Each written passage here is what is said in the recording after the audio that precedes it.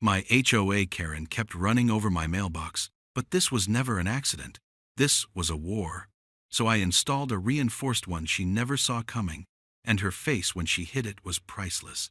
Every morning, I'd find it smashed on the ground, and she'd just smirk from her window, waving her little rule book. She thought she was just breaking a metal box, but she was attacking my family's pride. What she didn't realize was that I was onto her bigger, more sinister game. This was just the first step in her plan to run me out of my own home. Where are you watching from? Drop a comment below because you're about to witness some solid steel justice. And if you believe every homeowner deserves to feel safe from HOA bullies, smash that subscribe button so you don't miss the moment this power-tripping Karen gets exactly what she deserves. The Saturday morning sun was just starting to warm the driveway when I saw it. I had my favorite mug in hand, the heavy ceramic one Maria gave me, filled with fresh coffee. I was just planning my day, maybe fix that squeaky hinge on the shed, maybe just sit on the porch. Then my eyes landed on the curb. My mailbox wasn't just dented, it was annihilated. It was lying on its side, twisted off the post, the door hanging open like a broken jaw. It was the third time in 2 months. The first time, I thought it was a random act of teenage nonsense.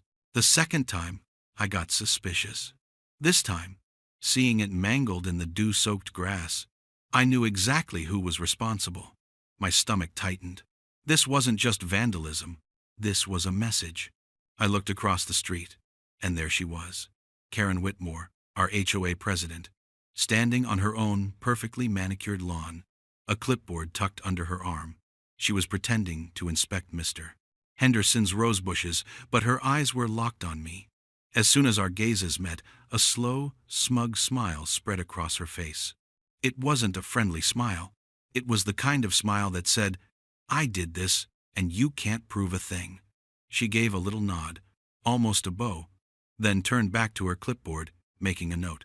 She was a master of making you feel powerless. Her whole life seemed to revolve around walking the neighborhood, finding tiny infractions, and making everyone miserable under the guise of maintaining property values.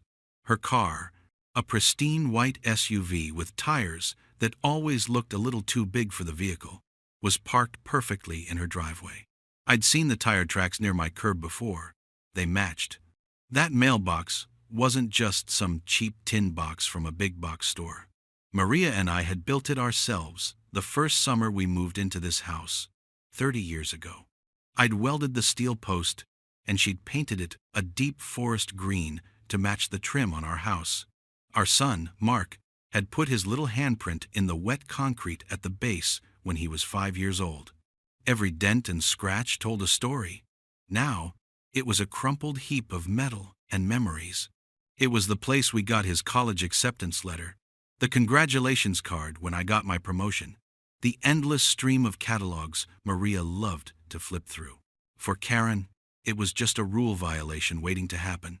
For me, it was a piece of my home. It was the first line of defense, the little gatehouse to our life, and she was deliberately, repeatedly, running it over in the dead of night. It was an invasion. I decided to try the civilized route one last time. I walked back inside, leaving my coffee on the counter, and called the official HOA management company number. Of course, the call was routed directly to Karen's cell phone. She picked up on the first ring, her voice dripping with fake politeness. "Good morning, Mr. Thompson. To what do I owe the pleasure?" I kept my voice steady, calm. I explained what I'd found. I described the damage, the tire tracks, and I even mentioned this was the third time.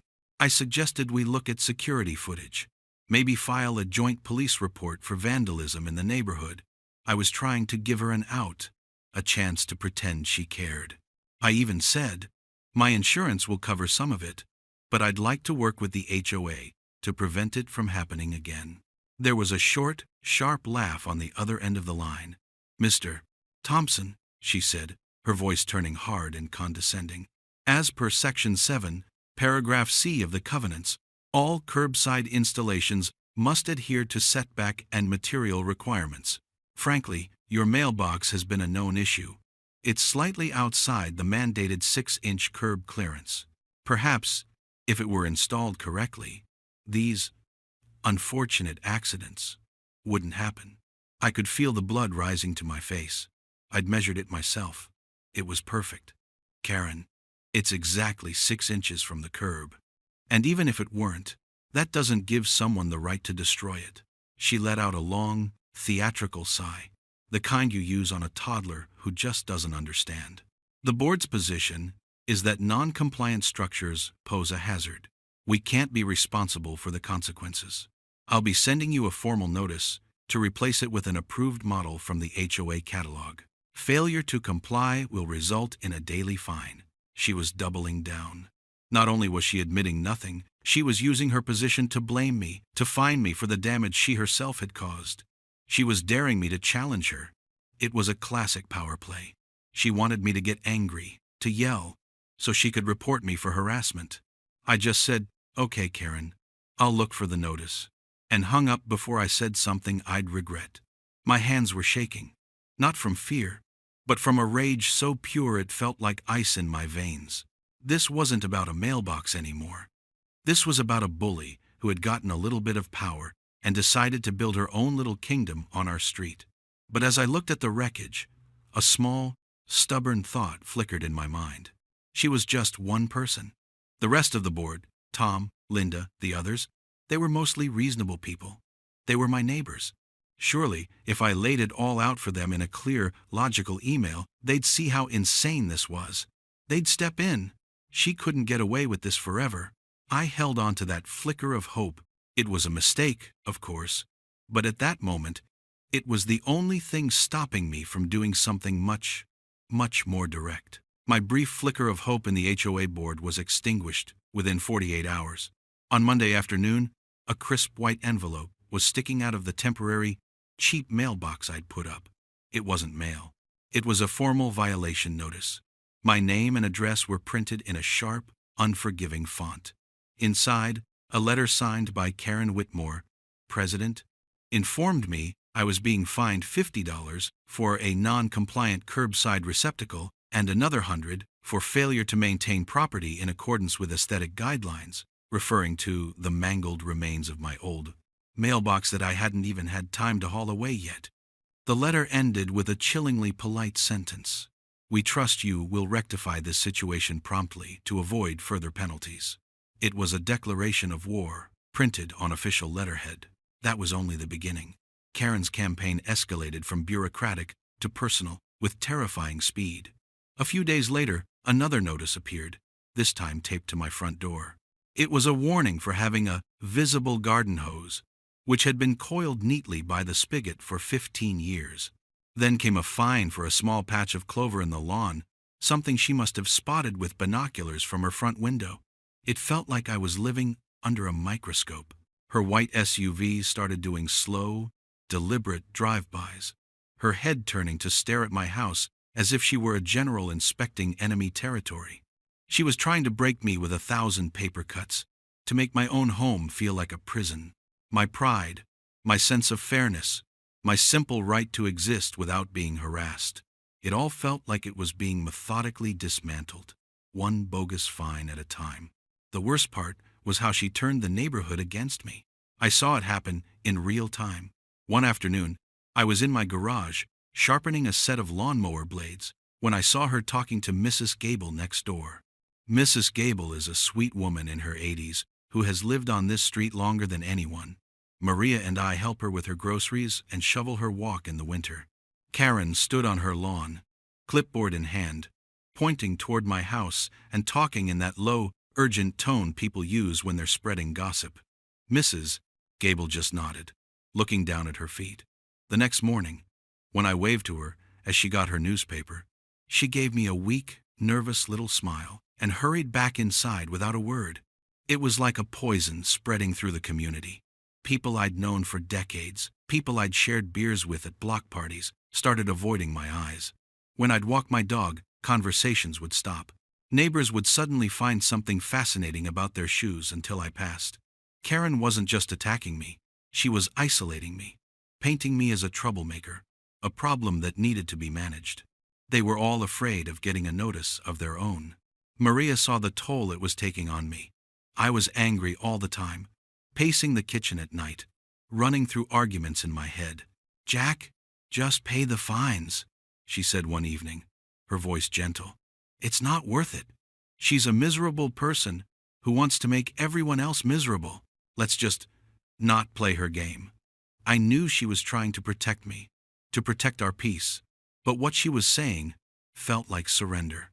"Maria, it's not about the money," I told her, my voice tight. "It's the principle. This is our home. We built a life here. I'm not going to let some power-hungry bully with a clipboard dictate how we live in it. If we give in on this, what's next? The color of our front door? The type of flowers we plant? Where does it end?"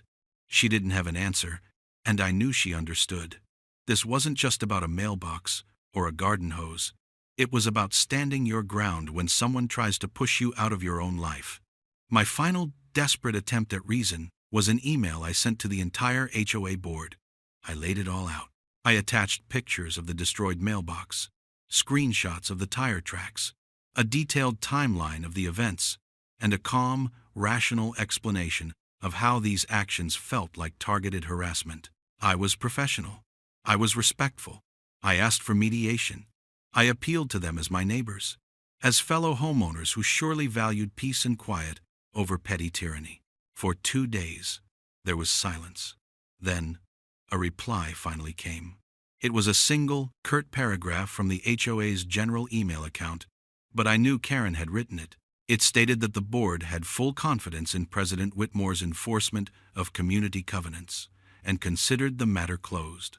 That was it. No investigation, no questions, no mediation. Just a bureaucratic brick wall. It was then that I truly understood. There was no reasoning with these people. The rules weren't there to keep the neighborhood nice. They were there to give people like Karen a weapon. They didn't care about fairness or reality. They only cared about their flimsy, imaginary power. Standing there in my quiet office, reading that email on the screen, a cold calm washed over me.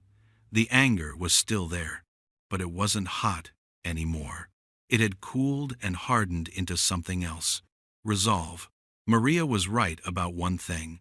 It was time to stop playing her game.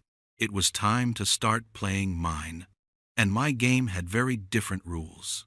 That email from the board wasn't a defeat. It was a release. It cut the last thread of hope I had in playing by their rules and set me free. All the frustration that had been churning in my gut for weeks settled into a cold, hard point of clarity.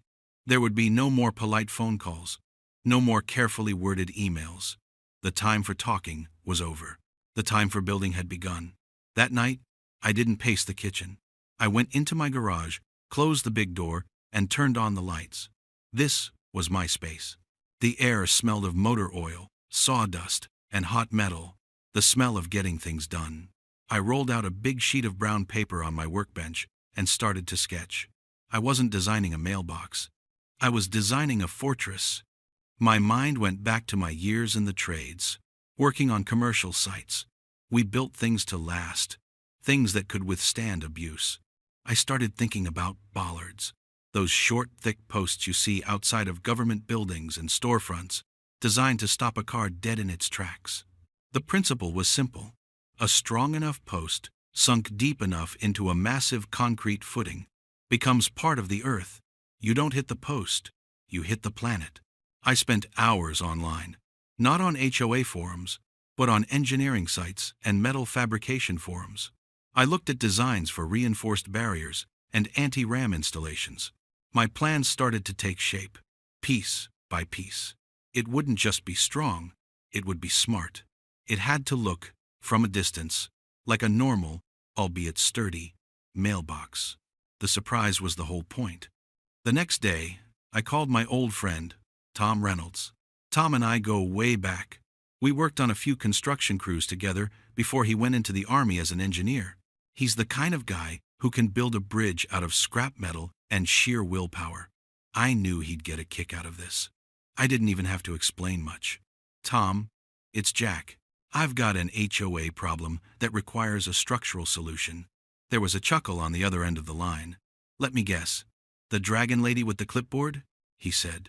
"The very same," I replied. "I need something that won't move. Ever." He told me to come by his workshop that afternoon. Tom's place is a wonderland of lathes, welders, and half-finished projects. He listened to my plan, nodding slowly, a grin spreading across his face. He didn't question it. He just made it better. 4-inch steel pipe is good," he said, tapping my sketch with a calloused finger. "But you want Schedule 80, thicker walls. And for the inside, don't leave it hollow. Fill it with concrete and rebar before you cap it. It'll be a monster." He pointed me toward a steel supplier he trusted, a place that wouldn't ask too many questions. The final piece of his advice was crucial. "Bury it deep, Jack. At least 4 feet. A 3-foot concrete footing isn't a suggestion.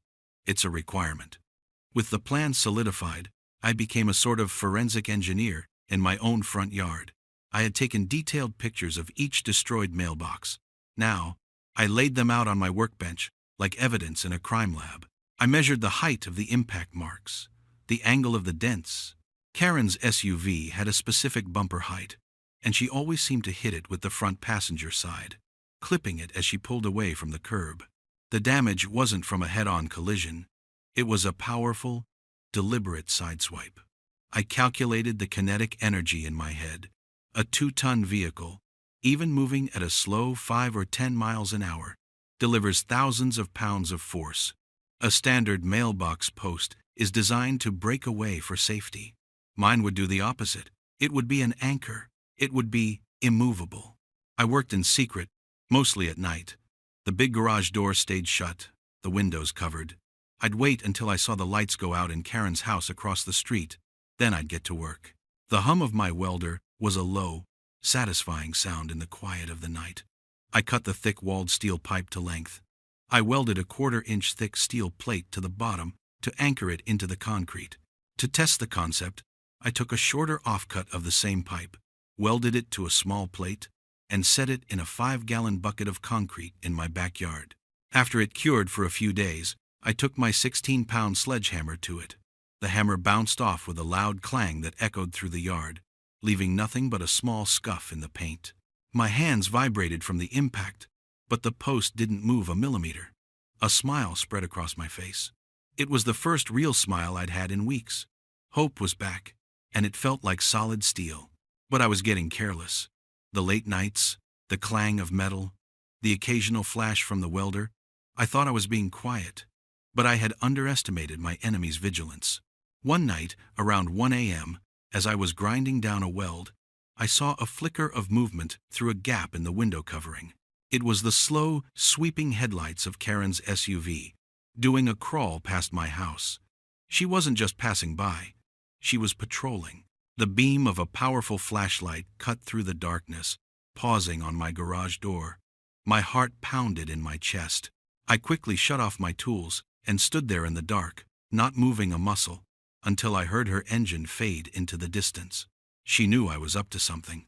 The next day, another notice was taped to my door, this one citing a rule about unauthorized construction or fabrication activities without prior architectural review. The net was tightening. My secret project now had a deadline, and I had a sinking feeling that Karen Whitmore was already planning her next attack. Karen's suspicion was like a pressure cooker with the heat turned up. The finds became more frequent, more absurd. A notice for improperly stored recycling bins appeared the morning after I'd rolled them to the curb for pickup. Another for a seasonal decoration displayed past the approved date, a small patriotic wreath Maria had forgotten to take down after the 4th of July. Each one was a jab, a reminder that she was watching, that she had the full, mindless weight of the HOA behind her.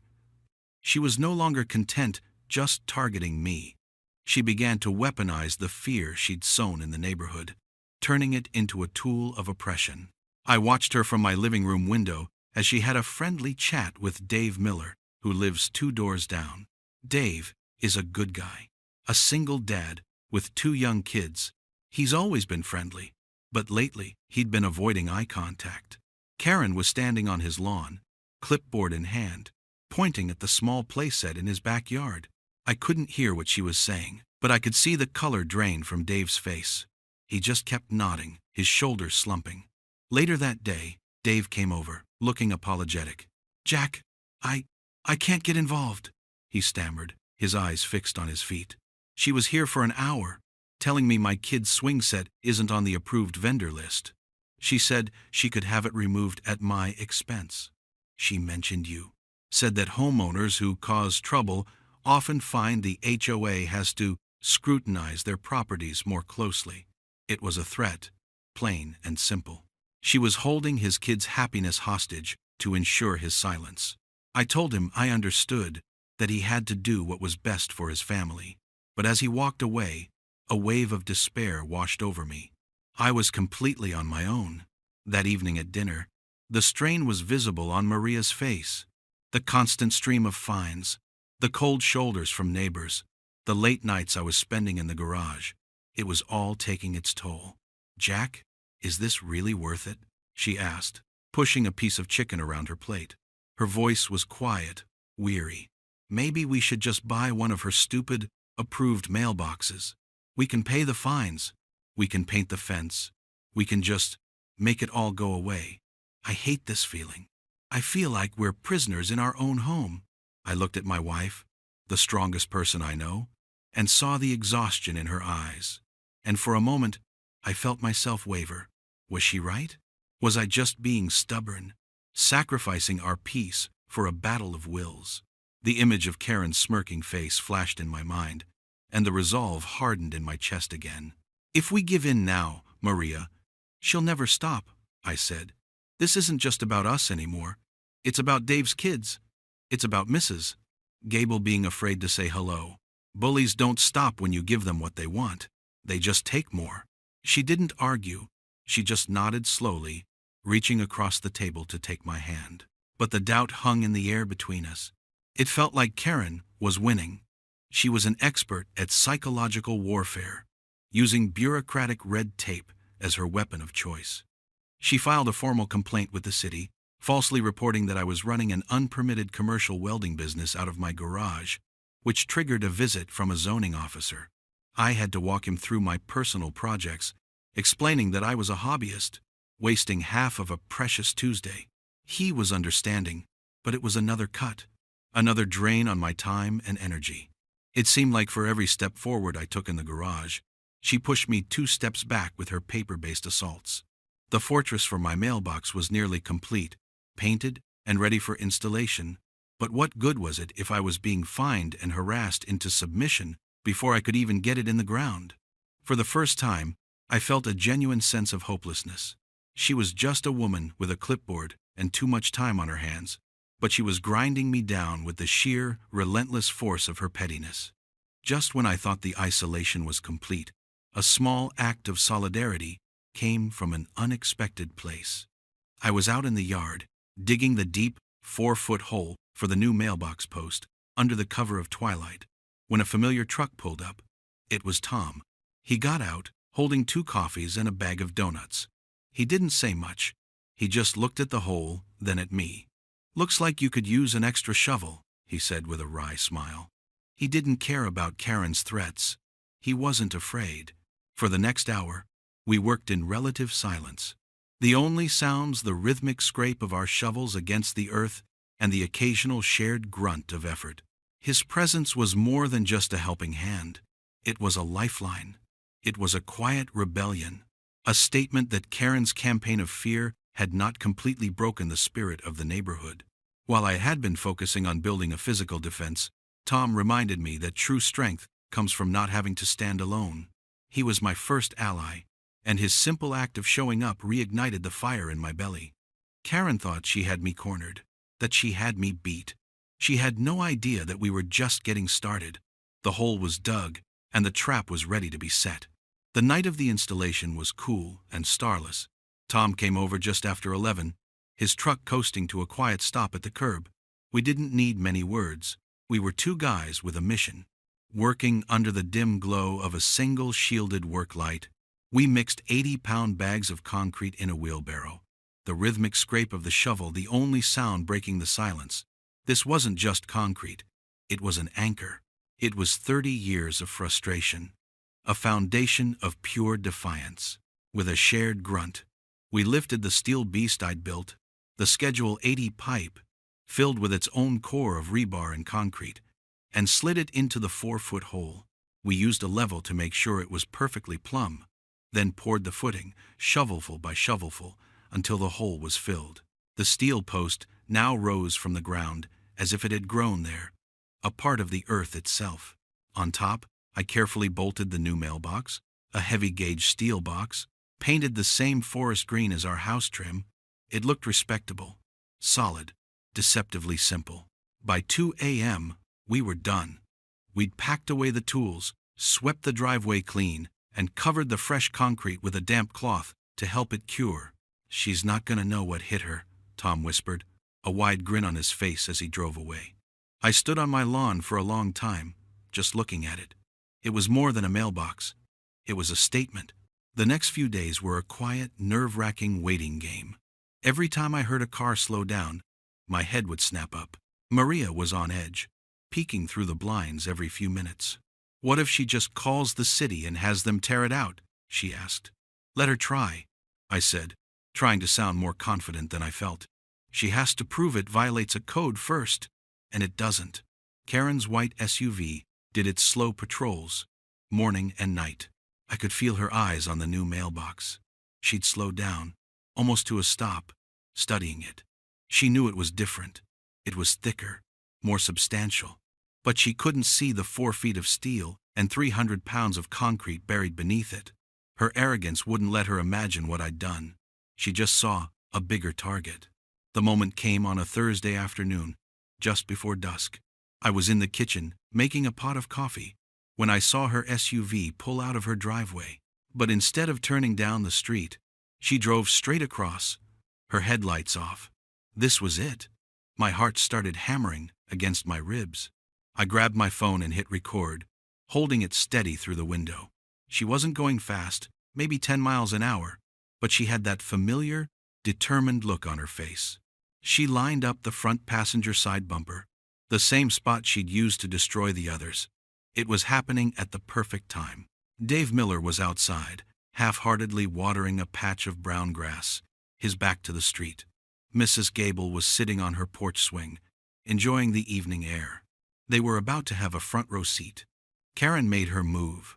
She turned the wheel slightly, aiming to clip the post in a brutal sideswipe, the same way a bully knocks a book out of your hands in the hallway. I braced myself, and then came the sound. It wasn't the crumpling, tinny crunch I was used to. It was a deep, resonant, and utterly final boom. It sounded like a car hitting a bridge abutment. The mailbox didn't budge. It didn't lean. It didn't sway. It didn't even vibrate. It just stood there, a silent, immovable object. Her 2-ton SUV, however, reacted violently. The front passenger tire blew with a loud hiss. The vehicle lurched to a stop, its front end twisted at an ugly angle. The fender was buckled, pushed back into the wheel well, and the headlight was smashed, dangling by a few wires. For a second, there was a dead, shocked silence. Then, Karen's car door flew open. She stumbled out, her face a mask of pure disbelief. She stared at my mailbox, which was completely unharmed, not even a scratch on the paint. Then she looked at the mangled front corner of her precious SUV. A low, guttural sound of rage escaped her throat. Dave Miller had dropped his hose and was staring, his mouth wide open. Across the street, Mrs. Gable had stood up from her swing, her hand covering her mouth. Several other neighbors were now peeking out their windows. The smirk was gone. The clipboard authority was gone. All that was left was a woman standing in the middle of the street next to her wrecked car, which she had just destroyed by driving it into a mailbox. Her credibility was bleeding out all over the asphalt. She looked up and saw me standing in my window, my phone still pointed at her. Our eyes met, and the look on her face shifted from shock to pure, unadulterated fury. She didn't yell. She didn't scream. She just pointed a trembling finger at me, then at the mailbox, then back at me. She got back in her crippled car, the engine groaning as she forced it to limp back into her driveway, leaving a trail of fluid and a long black scrape on the road. I knew, with absolute certainty, this fight wasn't over. I had won the physical battle, but she was already planning her next move. The war was about to move indoors, and she was going to use every rule, every bylaw, and every bit of her manipulative power to make me pay. The next HOA meeting was in 2 weeks. It was going to be a showdown. The 2 weeks leading up to the HOA meeting were a masterclass in Karen's brand of bureaucratic warfare. My mailbox, the silent victor of our last battle, became the subject of a barrage of official-looking letters. One cited it as an unapproved structural modification. Another claimed it was a hazardous installation due to its impenetrable nature, which was my personal favorite. She was trying to build a paper trail to frame me as a reckless rogue who had endangered the community. The irony was so thick you could cut it with a knife. Her damaged SUV was gone, replaced by a generic rental sedan. But the long, dark scrape on the asphalt in front of my house remained, a silent testament to the truth. Whispers followed me down the street, but something had changed. The fear in my neighbor's eyes was being replaced by a flicker of curiosity, of defiance. The spectacle of Karen wrecking her own car had cracked the foundation of her authority. The night of the meeting, the community clubhouse was packed. It was usually just the board and a handful of the same complainers. But tonight, nearly every household was represented. People were standing along the back wall. Dave Miller was there. Mrs. Gable was there, sitting in the front row. Tom had a seat in the back, leaning against the wall, his arms crossed, a silent pillar of support. Maria sat beside me, her hand resting on a thick file folder in her lap. My own folder felt heavy with the weight of facts. The air was thick with tension. At the front of the room, Karen sat at the head of the table, flanked by her nervous-looking vice president, Linda Harper. She banged her gavel, her movements sharp and overly aggressive. "This meeting of the Oak Ridge Homeowners Association is now in session," she announced, her voice strained. She breezed through the old business, her eyes scanning the room, daring anyone to challenge her. Then she arrived at the main event. "New business, item 1, she said, her gaze locking onto me. "The unapproved and hazardous installation at 212 Oak Street." She launched into a prepared speech, her voice dripping with false concern. She talked about public safety, potential liability, and the clear violation of established architectural guidelines. She painted me as an outlaw, a man who had taken matters into his own hands, endangering children and property with a dangerous roadside object. She proposed an emergency motion to have my mailbox professionally removed at my expense and to levy the maximum possible fine for noncompliance. She looked around the room, expecting the usual silent, fearful agreement. But tonight, the room was just quiet, waiting. When she finished, she looked at me with a triumphant smirk. "Mr. Thompson, does the homeowner in question have anything to say before the board votes?" This was the moment I had been preparing for. I stood up slowly, the folder in my hand. "I do, Madam President," I said, my voice calm and steady. The whole room was focused on me.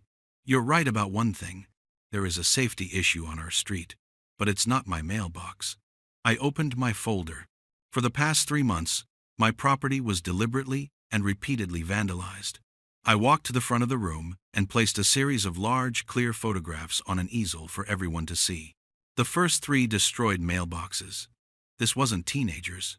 This was targeted. I then held up the stack of violation notices Karen had sent me. While my property was being destroyed, this is what our HOA president was focused on. I read them out loud, one by one. Fine. $75 for a visible garden hose. Fine. $50 for a patch of clover. Fine. $100 for a patriotic wreath left up 3 days past the approved date. A low murmur rippled through the crowd.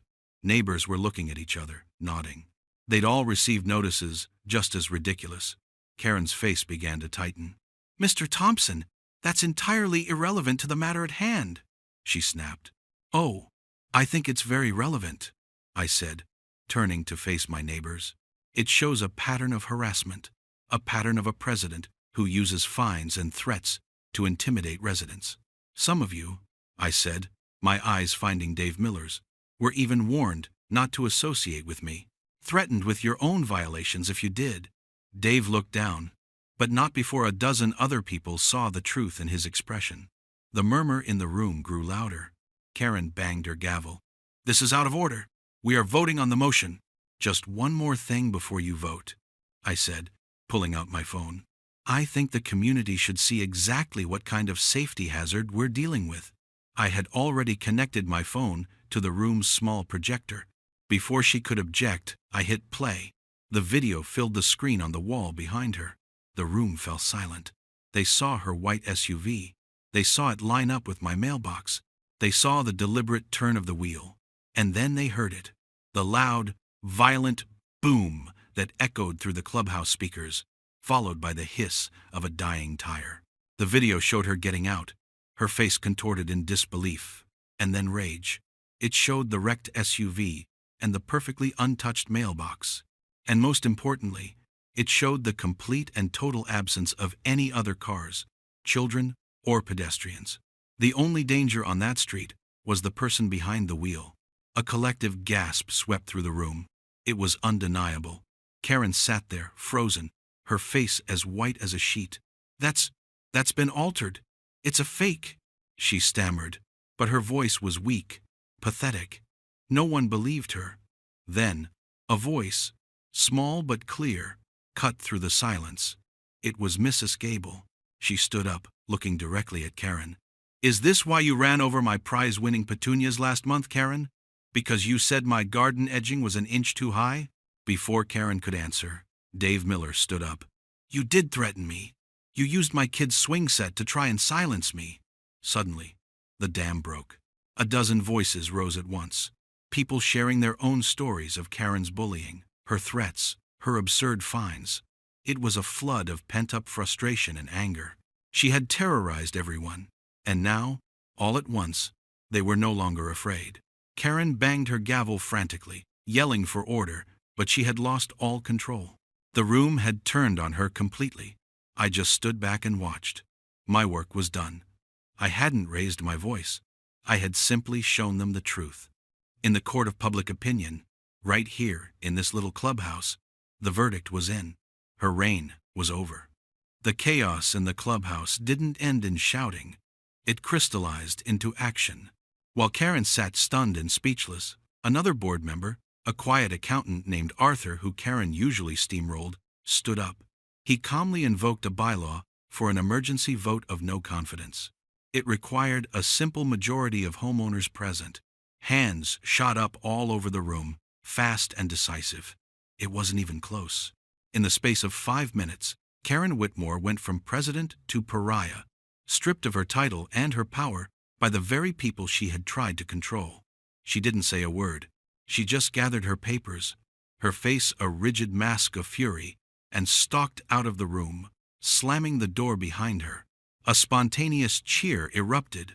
It was a sound I hadn't heard in our neighborhood for a very long time. The sound of relief. The aftermath was swift and decisive. With Karen gone, the remaining board members, led by a newly emboldened Arthur, moved to undo the damage. Every fine she had issued against me was rescinded. An emergency committee was formed to review all fines issued in the past year, and nearly all of them were thrown out. The atmosphere in the neighborhood changed overnight. It was like a fog had lifted. People started talking to each other again. Dave Miller's kids were back on their swing set. Mrs. Gable's garden edging was suddenly a non-issue. The following weekend, Tom and I, along with a few other neighbors, organized a small neighborhood barbecue. It wasn't a planned event. It just sort of happened. We rolled a grill out onto my driveway, and people just started showing up with chairs and side dishes. We stood around, eating burgers and talking, and for the first time in months, it felt like a community again. Karen didn't go quietly into the night, but her final attempts to cause trouble were pathetic. She called the police to report my mailbox as an illegal road obstruction. A bored-looking officer came out, took one look at it, measured its distance from the curb, and told her it was perfectly compliant with all city ordinances. He also took a look at the video I had saved on my phone. He advised her that deliberately striking it again could be considered filing a false insurance claim, which was a felony. We never heard from the police again. A week later, a for sale sign appeared on her perfectly manicured lawn. 2 months after that, a moving truck pulled up, and just like that, she was gone. No one waved goodbye. With the threat gone, my mailbox settled into its role as a quiet, sturdy landmark. It became a bit of a local legend. Neighbors would walk by and give it a friendly pat, a silent thank you. One day, I came out to find that someone had planted a small, cheerful-looking flower at its base. Maria and I decided it needed a name. We didn't name it after a battle or a victory. We named it the Sentinel, because that's what it had become, a guardian of our peace, a symbol of standing your ground. It was more than just steel and concrete. It was a monument to the simple idea that your home is your own, and you have the right to defend it from petty tyrants. The righteous anger I'd felt had cooled, leaving behind a calm, quiet pride. I had faced a bully, not with fists or fury, but with patience, skill, and a little bit of cleverly engineered steel. The solidarity of the neighborhood had been broken by fear, but it was forged anew in the fight for fairness. And standing there on my driveway, coffee in hand, looking at that simple, solid, forest green mailbox, I knew that our little corner of the world was finally, truly, safe again. Justice had been restored, one immovable object at a time.